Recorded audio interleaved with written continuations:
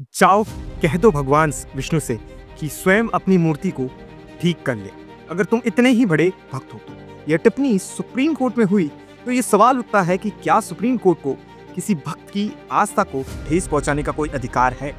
क्या सीजीआई का एक कानूनी जवाब है ये, या फिर हिंदुओं की भावनाओं को आहत करने वाले कथन?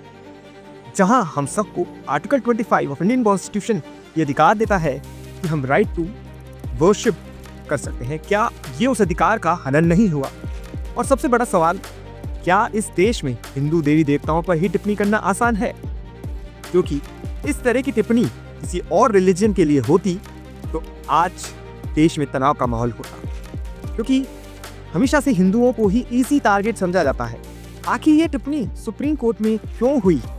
सुप्रीम कोर्ट में एक पिटीशन फाइल की जाती है कि एमपी के खजुराहो में स्थित जावेरी मंदिर, जो कि एक यूनेस्को साइट है, उस मंदिर में भगवान विष्णु की एक प्रतिमा है, जिस प्रतिमा को मुगलों के समय तोड़ दिया गया था उसकी गर्दन से।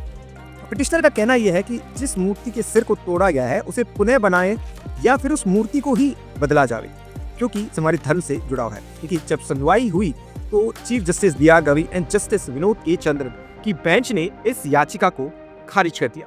उनका तर्क ये था कि मामला एएसआई से जुड़ा हुआ है और उनके दायरे में आता है, और खजुराहो एक यूनेस्को साइट है।